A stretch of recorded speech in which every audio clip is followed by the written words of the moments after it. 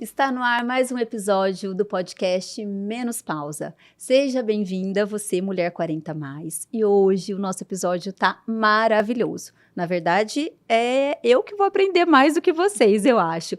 É um assunto muito importante. Você sabia que às vezes o seu inchaço, cansaço, mau humor pode ser seu intestino?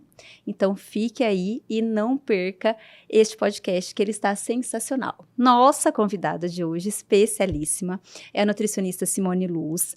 A Simone, ela é bióloga, nutricionista, mestre em microbiologia pela USP, formada em nutrição e gastroenterologia, e ela é apaixonada pela saúde intestinal, assim como eu estou aprendendo a ser também, e ela compartilha muito nas redes a importância do intestino como ponto de partida para a sua saúde, para o seu bem-estar, e é isso que a gente vai aprender hoje aqui nesse episódio. Seja bem-vinda ao nosso podcast, Simone. Muito obrigada. Eu quem agradeço a oportunidade de estar aqui, de trocarmos ideias, de aprender contigo também. Eu agradeço imensamente de poder levar mais informação, né, para essas mulheres que precisam tanto dessa ajuda. E essa é a nossa ideia, né? Dirimir mitos, tabus e trazer informação de qualidade para que você tenha as ferramentas necessárias para buscar bons profissionais e ter uma saúde boa e impecável, né? Então, hoje a gente vai falar um pouquinho sobre a importância do intestino na saúde da mulher 40 mais e na nossa saúde como um todo, né? E aí, eu ouço muito você falando, Simone, nas suas redes sociais, que a saúde começa no intestino. O que quer dizer isso? Qual é a importância disso para essa mulher 40 mais?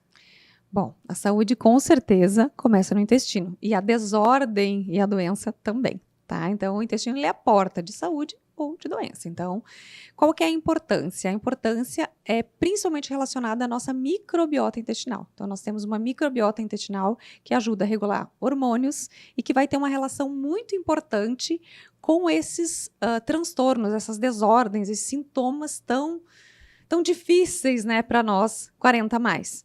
Então, a importância dessa microbiota é isso. Então, nós temos lá dentro do nosso intestino uma gama de micro-organismos que seriam bactérias, fungos, né, arqueias, mas em maior quantidade bactérias. Essas bactérias, elas fazem boa parte da nossa serotonina, por exemplo, elas fazem parte de produção de neurotransmissores e de vários outros metabólitos que são indispensáveis para a saúde, né, de uma forma integral.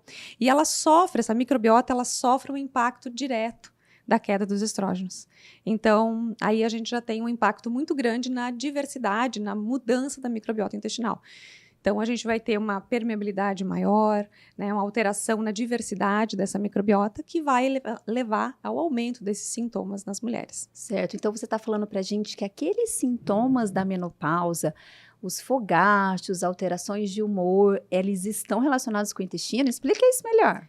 Com certeza, estão muito relacionados, sim, com o intestino. Então, assim, lá no nosso intestino, a gente tem a produção dos neurotransmissores, tá? Boa parte, 90%, por exemplo, da serotonina é produzida, tá, no nosso intestino.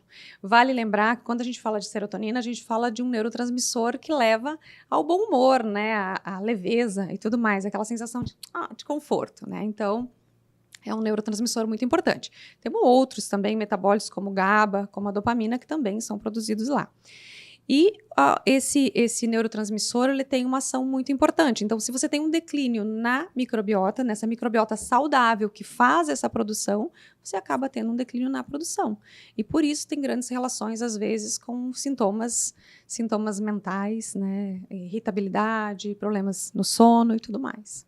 A gente ouve falar muito, né, dessa questão, quem tem constipação, aquele vulgo, a pessoa está enfesada. Isso a gente tem hoje trabalhos e fatores que mostram para a gente uma relação direta dessa questão do intestino alterado, principalmente em relação à constipação, com transtornos mentais como depressão, por exemplo? Tem muitos trabalhos. Hoje a conexão intestino-cérebro é uma das mais estudadas. Então o intestino, quando eu falo que ele é porta de muitas doenças, é porque ele é um órgão muito fuxiqueiro, né? Ele é a microbiota. A gente fala que não é igual a Las Vegas, que Las Vegas é assim, o que faz fica lá, o intestino não, o que faz ele conta para todo mundo. Então todos os órgãos acabam sendo impactados por essa permeabilidade intestinal, tá? E por essa disfunção da microbiota intestinal, a famosa disbiose que a gente ouve tanto nas redes sociais, né? A disbiose. Então, essa famosa disbiose é que gera esses processos. Então, tem uma relação, sim, muito importante com esses problemas mentais, sim. Então, é um eixo muito conhecido. E a gente tem que pensar em outros eixos também, eixos como de pele, N outros eixos que têm relação com a microbiota intestinal. Isso. E esse termo disbiose, ele quer dizer que esse equilíbrio intestinal, que a gente sabe hoje que tem bactérias boas e bactérias ruins, assim como outros bichinhos que moram no intestino, eles têm um equilíbrio. Quando sai desse equilíbrio, é que a gente nomeia como disbiose, né? Isso mesmo. Então, a disbiose nada mais é do que o desequilíbrio da microbiota intestinal. Então, você tem uma alteração, que pode ser uma alteração de qualidade dessa microbiota intestinal. Então, você tem uma alteração na qualidade daquela microbiota, né? Nos tipos de micro-organismos que a gente tem lá. E também na quantidade, tá? Então, quando a gente sempre... um dos índices que medem a qualidade da nossa microbiota intestinal é um índice que mede a diversidade. Então, quanto mais diversa a nossa microbiota, mais rica ela é, mais metabólitos positivos para a nossa saúde mental e para a nossa saúde de uma forma integral. E mesma coisa na questão de desbalanço de quantidade. Então, nós temos dentro do nosso intestino uma quantidade maior, né, que seria o ideal, né, quando está em eubiose, né, de quantidade de micro-organismos, né, de bactérias maiores, né, de boas, digamos assim, e as que são não tão boas. E elas vivem lá de forma comensal, tudo lindo e tudo bem. O problema é quando chega a disbiose. Às vezes, pela mudança nos 40 a mais, no declínio dos estrógenos. Então, existe esse desbalanço. E aí, quando ocorre esse desbalanço, é que começa toda a ladeira abaixo, né? Todos esses sintomas tão importantes, né, na saúde da mulher. Então, Simone, se a gente for pensar, às vezes a mulher não mudou nada. Então, assim, ela continua com os mesmos hábitos. Estou falando de exercício físico, sono, trabalho, né? O nível de estresse dela, alimentação. Então, ela vem mantendo aquilo. Só o fato dela começar a entrar no climatério, que é aquele declínio da progesterona e depois vem o estradiol, só esse declínio já pode desencadear uma desbiose, então? Pode sim. Mas nós temos que pensar que, no geral, não é só isso. Isso acontece perto dos 40 anos da mulher. 40 anos não é mais um intestino de 20. Então, ele já sofreu o impacto, muitas vezes, do ultraprocessado, de uma alimentação errada, equivocada, às vezes de intolerâncias alimentares que a pessoa insiste em continuar, mas eu gosto, mas eu quero continuar. Então, esse impacto todo vai gerando. Vamos falar da vida moderna, na questão do estresse. Então, toda essa relação, o próprio ambiente nosso, se a gente for pensar, nosso ambiente está modificado do que era há muitos anos atrás. Então, aos 40 anos, eu acho que é quando, digamos que a queda dos hormônios, né, a mudança hormonal é a cerejinha do bolo nessa hora. Então, às vezes, já está naquele começo da desbiose, e aí realmente piora muito. E até a gente vai tendo agressões, né? Igual, por exemplo, o próprio Covid que a gente teve agora, né? Tem vários trabalhos que eu venho lendo, e você deve saber muito mais do que eu, que ele está alterando mesmo o microbiota a ponto de alterar genes mesmos intestinais, né? Começar a desencadear certas intolerâncias que a mulher não tinha. É possível que algumas infecções, como o Covid, como outras infecções, causem alteração nessa microbiota? Em qualquer momento da vida? Sim, com certeza. A Covid ela deixou marcas muito acentuadas na microbiota intestinal. Então, devido ao fato de que um dos locais, né, de maior índice, né, de acúmulo, digamos, depósito do vírus, era no intestino. No intestino. Então, por isso, muitas vezes a Covid longa, né, tem toda essa relação, mas com certeza tem uma relação importante. Então, alterou a microbiota, tá? E gerou mais transtornos e mais portas ainda para outras desordens. Entendi. Então, é um somatório de coisas, né, na verdade, que vão acontecendo. Sim, a microbiota intestinal, ela é algo assim. Ela é gerada desde da barriga da mãe. Tá? Ela começa a ser determinada, na verdade, na alimentação da mãe anterior, intrauterino, né, intrauterino, e vai na infância. Por isso que se fala tanto, não consome açúcar até os 2 anos de idade, né, não utiliza. Então, não é historinha de nutricionista. Sim. Tem uma importância e tem estudos muito importantes relacionados a isso. Então, isso é muito importante. E ela vai se modulando, né, e se formando de a base dela. Sim. durante toda a vida. Mas ela é flutuante, ela tem alterações durante a vida, né? Então, tem épocas que você consome mais álcool, ela tem uma alteração, se consome mais fibra, você muda para o excesso de carne vermelha, tudo isso gera alterações e deixa marcas nessa microbiota. Tá? E ela fica muito mais vulnerável a vírus, por exemplo, ao Covid, a outros vírus. Ela se torna muito mais vulnerável dependendo como se você já está em desbiose, se você já está com esse intestino que a gente fala não tão íntegro, né? E essa microbiota não tão íntegra, tão tolerante. Entendi. E tem alguns sinais que são meio que silenciosos, né? Então, eu percebo muito isso na clínica, de pacientes que vêm tendo alguns sintomas e que, eu tenho isso a vida inteira e tudo bem. Mas a gente precisa ficar atento aos sinais que o nosso corpo dá, né? Porque não dá para ter um envelhecimento saudável com algumas alterações, né? Então, por exemplo, constipação, gases, estufamento abdominal. Quais são os sinais silenciosos que a mulher vai deixando passar mais comumente no seu dia a dia, na sua clínica, e que você vê isso como uma consequência ruim futura?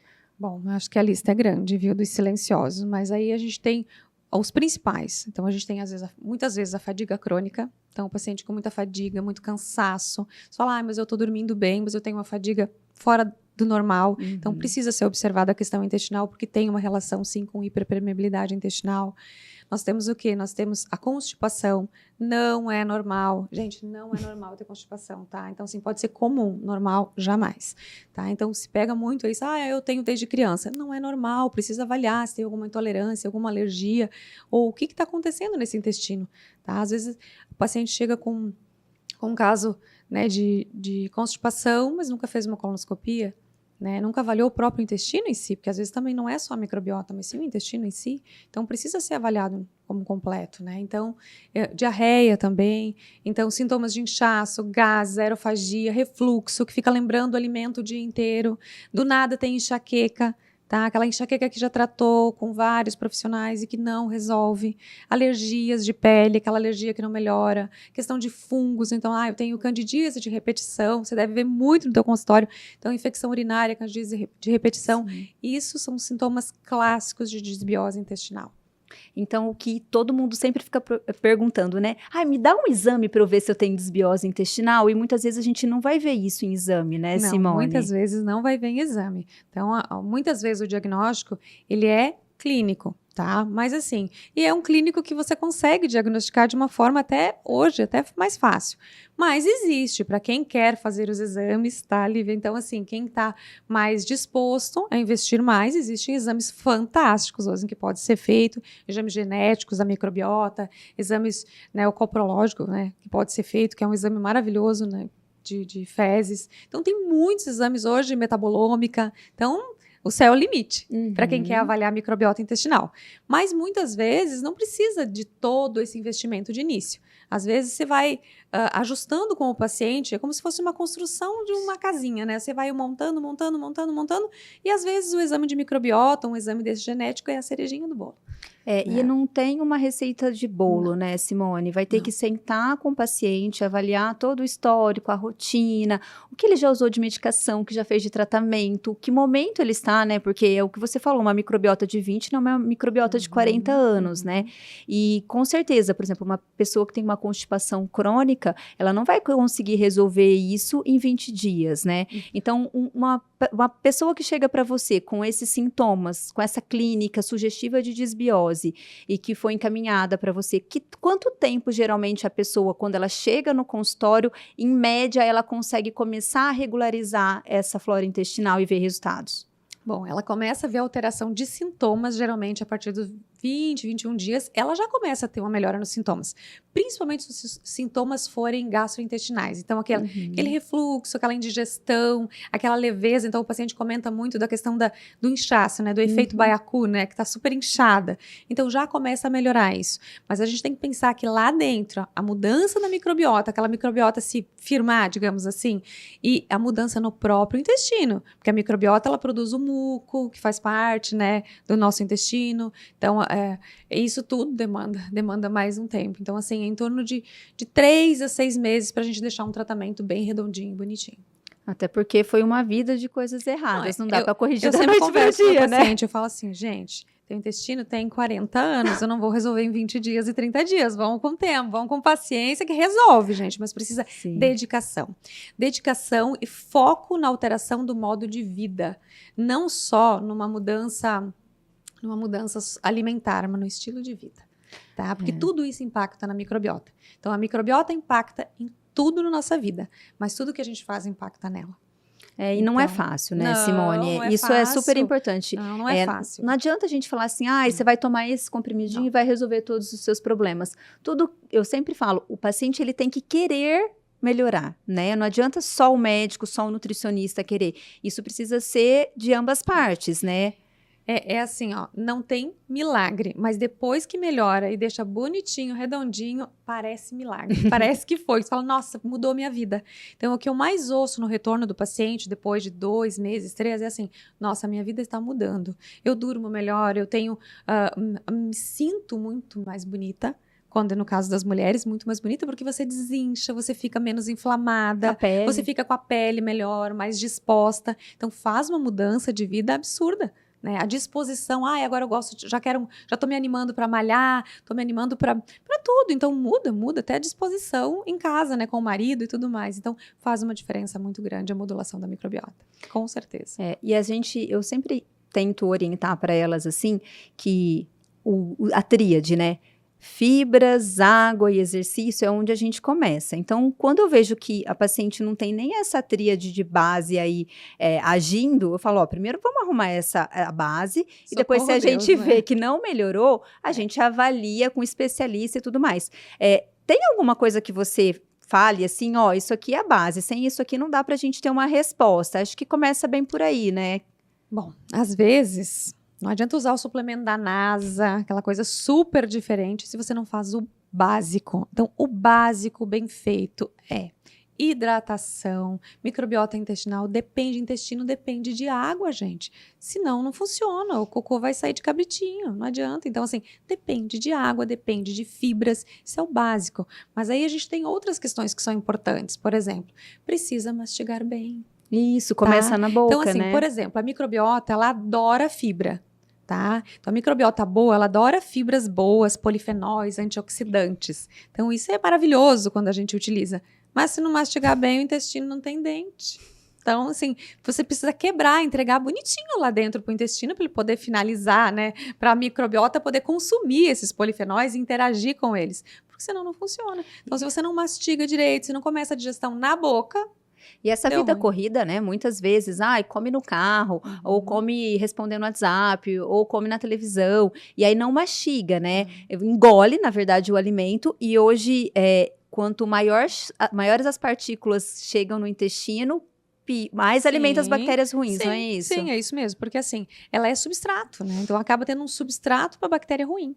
Tá? Então, aquelas bactérias que a gente quer que fique lá quietinho, em menor quantidade, fungos, né? Aqueles micro-organismos que a gente quer que fiquem em menor quantidade, eles acabam, às vezes, é como se eu jogasse a comidinha deles todo dia. Ele acaba crescendo, porque mastiga mal, a partícula não entra em contato com as enzimas da própria boca, nem com ácido clorídrico e nem com as enzimas, né, da parte do intestino. Então, fica uma partícula maior, né? Só entra em contato por fora, não entra mais por dentro, né? Então, acaba que tem essa relação, né, de sobrar um substrato lá.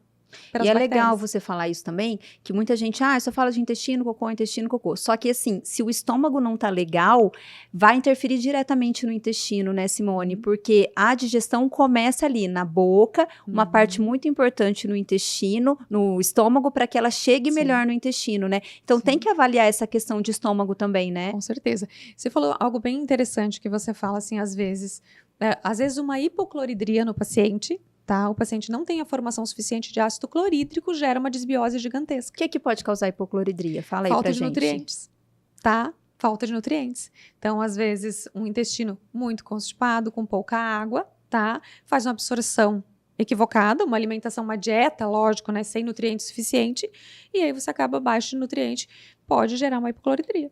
Os usos crônicos dos prazóis da vida, né? Sim, uso crônico Quanto de prazóis. tempo você usa esse medicamento? A minha vida, 10 anos, 20 anos. Gente, não existe tratamento de gastrite de 10 anos.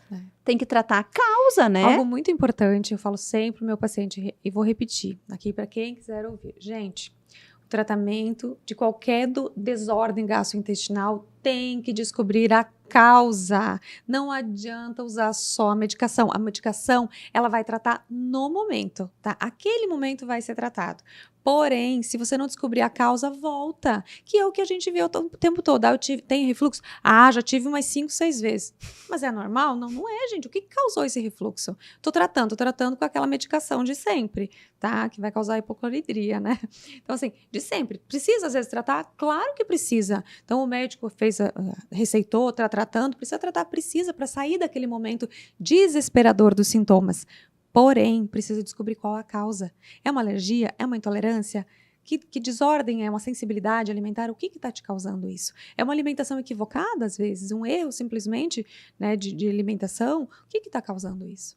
E hoje eu tenho visto muito, acho que você também, o uso indiscriminado de probiótico, né? Você pega, eu tô com um pouquinho de estufamento abdominal, eu tô com um pouquinho de gases, vai na prateleira da farmácia e pega, e pior, às vezes profissionais que não sabem prescrevendo. Qual que é o risco do uso indiscriminado de probióticos hoje, Simone? Tem 2 riscos importantes. O primeiro é você aumentar uma desordem.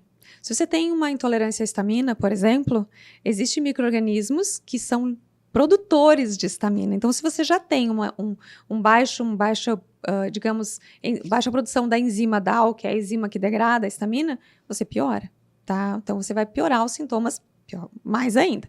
Um supercrescimento bacteriano, a mesma coisa. Vamos pensar, se você tem lá dentro do intestino um supercrescimento bacteriano, que tem bactérias a mais, você põe mais lá dentro, o que vira? A festa. A gaiola das loucas, entendeu? Então, assim, distende mais ainda. Eu falo que vai virar um baiacu e vai voar, né? De tanto que tem. E tem um outro problema que é muito importante, que é que você faz cocô rico, gente. Então, o teu dinheiro vai diretamente para a privada. Então, não adianta. Pensa assim, quando a gente vai plantar alguma coisa na terra, para quem gosta de terra entende isso. Então, você faz lá. Para você plantar, você chega lá e joga a sementinha na terra?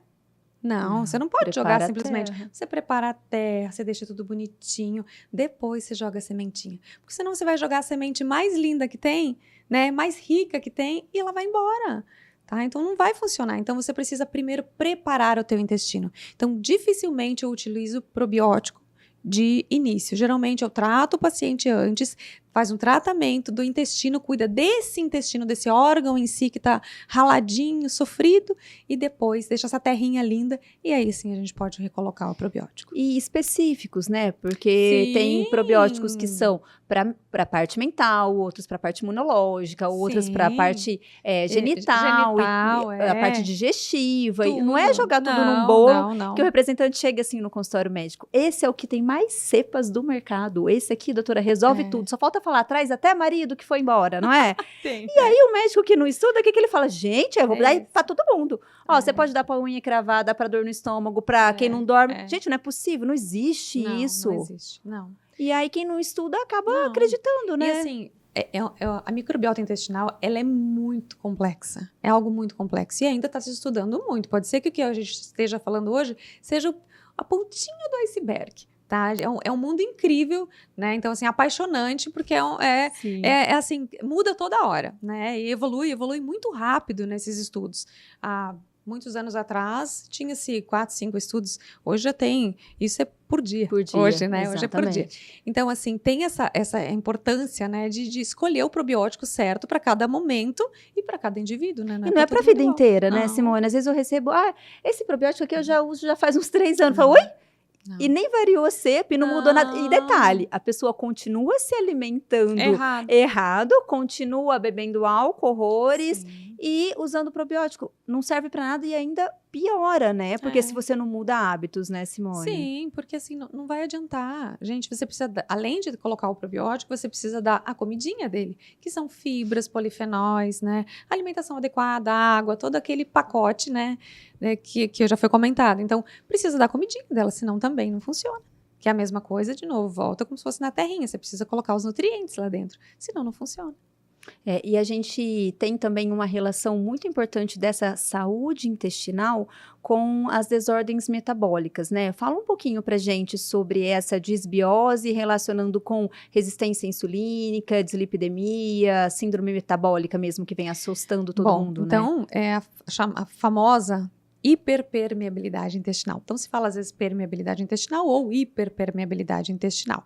O que acontece é que transloca para o nosso sistema, né, fora do intestino, é como se translocasse do intestino. Então, a gente tem as nossas barreiras intestinais, tá, que com a pressão da desbiose intestinal por um número maior, excessivo de micro-organismos que tem lá dentro, um crescimento maior ou em desordem, tá, e pela alimentação equivocada, excesso de álcool e companhia limitada, estresse, acaba abrindo. Então, são pequenas, isso, né, assim, é uma ilustração, gente, são microporinhos que se abrem e transloca para o sistema, né, circulatório, tá? O sistema imune entra com ação de tipo, opa, o que é isso? Vamos proteger o nosso corpo. E aí você vai ficando toda hora translocando, toda hora o sistema imune atacando. Então, o que acontece é a inflamação crônica de baixo grau, que é a porta para as questões todas metabólicas, dificuldade de perda de peso, ganho de peso mais fácil, aumento da resistência insulínica e todas essas outras desordens. E aí é aquela via de mão dupla, né? Tanto pode a resistência insulínica causar a desordem intestinal, como a desordem intestinal levar à resistência insulínica, que é muito comum acontecer na mulher pré e pós-menopausa, né? Então, quando a gente traz essa saúde intestinal para cá, para essa mesa, falando de menopausa, é justamente por isso, porque a gente tem uma relação íntima dessa saúde intestinal com os sintomas de pré e pós-menopausa. Então, não dá para a gente saber, isso foi causada pela desordem hormonal ou isso foi causada... Na verdade, as coisas são interligadas. Então, quando a gente aborda esse paciente falando, como está seu intestino? E, na verdade, não é só se eu faço cocô todos os dias. Na verdade, é como está esse cocô, como é a qualidade dessas fezes e quais são os sintomas associados a isso. Como que a gente vê a qualidade e se realmente esse intestino está bom? Quais são essas características, Simone? Bom, o intestino, assim, a questão de, por exemplo, você não pode ser constipado, você não pode ter diarreia, tem que ser uma coisa fluida, tem que funcionar de uma forma adequada. Então, não necessariamente precisa assim, tem que ser todos os dias. Depende muito do quanto você come, de como é a tua alimentação, né? No geral, assim, se alimenta bem, não faz todos os dias, mas não precisa de esforço. Agora, a maioria que a gente recebe é aquele que já está constipado, ou tem diarreia crônica, ou intercala, mas assim, que vai lá no banheiro e fica não sei quantas horas, não consegue evacuar, precisa de um esforço absurdo e faz o cocô estilo cabritinho. Então, o cocô, pensa assim, é como se fosse um toboágua, nosso intestino. Ele está hidratadinho, quando você joga no toboágua, você cai e vai deslizando. Até lá embaixo. Nosso intestino, a água, quem faz essa função da água no toboágua é o muco, né, que deixa descer até lá.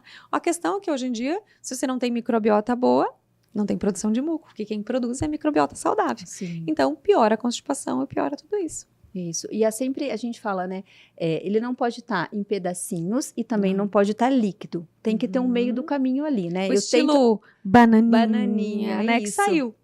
Que saiu. Sem esforço, quanto menos ranhuras, melhor. Quanto mais lisinho, mais pastoso, melhor é.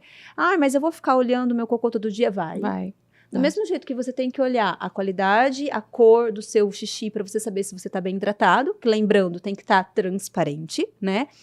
E o odor também não pode ter cheiro forte. A mesma coisa para as fezes. Se você não olha, você não consegue saber como está a qualidade disso. E odor muito forte, barriga distendida, abdômen distendido, eliminação de flatos. Na verdade, a gente não deve eliminar nada. E se está eliminando o odor, quanto mais fétido, mais preocupante. E a consistência das fezes. Então, tudo isso tem que ser avaliado. Porque o ideal é para aquele profissional que faz a medicina integrativa, que avalia o paciente como um todo, isso é um sinal sine qua non para saber a saúde desse paciente, né? Tanto é que para a questão de reposição hormonal, né, Simone, isso é super importante. Explica um pouquinho por que o intestino é importante para quem está fazendo reposição hormonal. Porque o intestino, a microbiota intestinal modula esses hormônios, os níveis desses hormônios circulantes. Então, nós temos um grupo de bactérias no nosso intestino, que são chamadas do estroboloma, e elas produzem enzimas, e essas enzimas é que vão modular o que vai ficar circulante, tá? E o que vai ser eliminado. Então, imagina, se você tem uma disbiose nesse estroboloma, provavelmente você vai ter um desbalanço nisso. Então, você não vai ter, ou vai eliminar de mais, ou de menos. E aí, lembrando que é bem importante pensar, se você faz a reposição e você tem um intestino que não está íntegro e a microbiota não está adequada, você vai acumular estrógenos. E aí aumenta o risco de câncer, né? Por exemplo, o câncer de mama, os cânceres que são hormônio dependentes. Exatamente. Então, quando a chata aqui fica com as pacientes, se o seu intestino não estiver bom, nós não vamos começar a reposição hormonal? É por isso, meninas, Então, entendeu? gente, ó, pensa, ela tá fazendo isso pro bem de vocês, né? Exatamente. Então, assim, não é chegar com a reposição hormonal e jogar essa reposição hormonal no corpo. O corpo precisa conseguir metabolizar isso. E metabolizar isso quer dizer, vai chegar, vai levar com os cofatores, que são os nutrientes, as vitaminas, para o lugar adequado e vai eliminar de forma adequada, que entra essa questão intestinal que a gente está falando hoje. Então, quando eu não elimino, por exemplo, a porção estrona, que é a porção ruim do estradiol, que deve ser eliminada, eu vou acumular isso. Acumulando, eu aumento os efeitos colaterais disso. Então, a reposição hormonal causa câncer? Não. A reposição hormonal bem feita e metabolizada corretamente para o corpo, ela protege de câncer. Só que precisa estar tudo redondinho. Por isso que não é possível consultas anuais de reposição hormonal. Porque às vezes você está bem hoje, em abril, e daqui a pouco, em maio, você passou por uma gastroenterite, você teve uma diarreia de 1 semana, porque você teve um contato com um patógeno ruim, ele desregulou completamente tua flora intestinal e ela não vai se refazer por 7 dias de Repoflor. Desculpa, ela vai demorar a se refazer. E nesse meio tempo, a sua reposição hormonal, que estava equilibradinha, vai virar uma bagunça. E aí tem que entrar novamente em contato com o médico prescritor e reavaliar, porque vai precisar readequar a dosagem. Então, esse acompanhamento é contínuo, é constante e sim, alterações gastrointestinais interferem diretamente nos níveis hormonais, tanto de quem ainda menstrua e principalmente de quem faz reposição. Porque quando você menstrua, o seu corpo vai tentando dar uma equilibrada naquela bagunça. Quando você faz reposição, o que está lá dentro é o que você joga, então você não flutua, você tem níveis constantes na reposição hormonal. Então é importante, então quando a gente associa esse trabalho com um bom nutricionista, avaliando saúde gástrica, intestinal, é justamente para a gente conseguir deixar esse ambiente favorável para ter uma resposta adequada, né, Simone? Com e essa certeza. questão intestinal interfere em tudo, né? Então, às vezes elas falam, qual a relação do intestino com pele, cabelo, unha, por exemplo? Tem uma relação muito importante, né? Então, existe uma sinalização da microbiota com a microbiota. Nós não temos microbiota só no intestino, nós temos microbiota em outros órgãos. Na pele, a gente tem uma microbiota própria da pele. Então, existe uma sinalização entre elas, né? Então, existe, por exemplo, uma desordem que a gente chama de síndrome fúngica. Ela pode ter uma relação muito importante em questão de doenças de pele relacionada a fungos. A rosácea é uma desordem que tem relação com desordem da microbiota intestinal, tá? Dermatites também, tá? Então, tem várias que têm essa relação muito importante. E até mesmo a questão dos nutrientes, né, Simone? Sim. Que às vezes, vem usando 30 tipos diferentes de nutrientes, de suplementos, e o intestino está constipado. O que está acontecendo com essa paciente, Simone? Tá acontecendo, tá jogando muito fora, né? Tipo, então assim, precisa suplementar. Primeiro, a suplementação é individual. Não tem suplementação para fulano, ciclano. É individual. Então, assim, posso usar o que você tá usando? Não, o que ela te passou? Não é a mesma coisa. Cada pessoa é uma. Eu preciso me basear em cima do exame daquele paciente para fazer a reposição de nutrientes, recolocar esses nutrientes adequados para ela. Então, não é para todo mundo. Por isso que muitas vezes eu falo que esses polivitamínicos de farmácia é um monte de nada. Né? Essa é a verdade, porque é um monte de coisa de A a Z, mas é um pingo de nada que só benze lá e não faz nada, na verdade. Então, assim, não resolve, precisa avaliar de forma individual. E o intestino precisa de nutrientes, a microbiota precisa de nutrientes, tá? Para a produção de hormônios, precisa de nutrientes, né? Então, por exemplo, se a gente for pensar no nutriente como magnésio, ele participa em mais de 200 processos enzimáticos do nosso corpo. Então, muitas vezes precisa repor. Selênio tem uma ação importante, né, de antioxidante, então precisa. Então tem vários suplementos que às vezes as pessoas comentam, né, mas tem que suplementar tudo. Não, não é tudo e não é para todo mundo, tá? Mas muitas vezes a gente vai precisar suplementar. A gente precisa pensar que hoje em dia a nossa microbiota do solo, o nosso solo não é mais o mesmo, né? Então, a gente tem solos que, castanha do Pará, por exemplo, lá do Nordeste, do Norte, ela tem um índice de selênio diferente da que é produzido em outros locais. Então, os solos são diferentes, o nosso solo mudou muito e os níveis de nutrientes acabaram alterando também. Então, mas há muitos anos atrás não suplementava. Não suplementava também porque não fazia exame, mas depois porque tinha essa questão, né, digamos assim, de terroir do local, né, do próprio solo, era um outro solo. Hoje nós vivemos num outro tipo de clima, né? Todas essas mudanças alteram a microbiota intestinal também. E lembrando que, assim, quanto mais inflamado está esse intestino, quanto mais permeável ele está, menos ele vai conseguir absorver. Então, Sim. por exemplo, é diferente uma pessoa, eu vou comer 100 gramas de couve e a outra comer 100 gramas de couve. Uma que tiver com esse intestino mais inflamado vai absorver diferentes nutrientes daquela que está o intestino inflamado.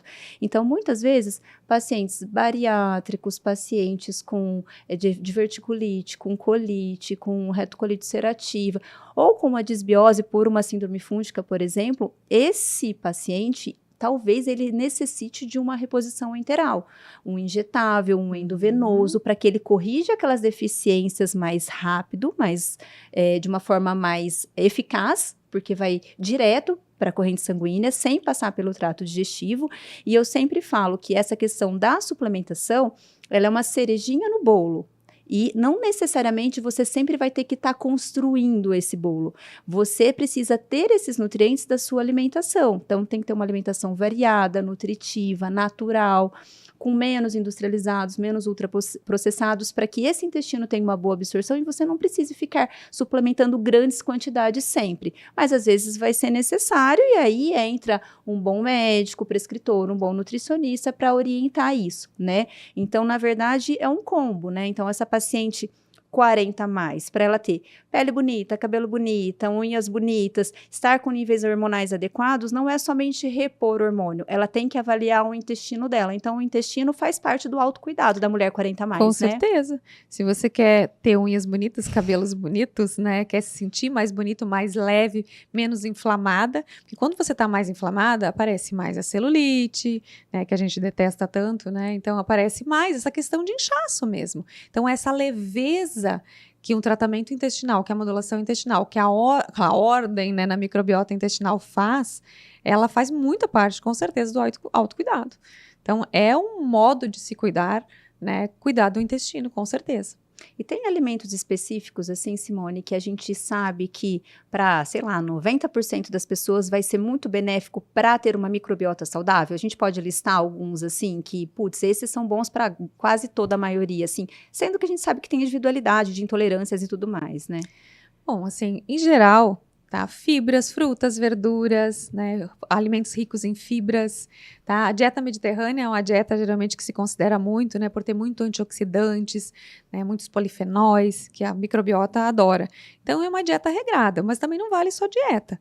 Tem que pensar em atividade física, tem que pensar em redução de álcool, tem que pensar em cuidados, né, no geral. Então, não adianta somente, né, na saúde mental, né? Então, às vezes, tentar melhorar a questão de controlar, modular esse estresse é importante. Então, são compostos que precisam, né, áreas que precisam ser cuidadas com carinho, com certeza. Uhum.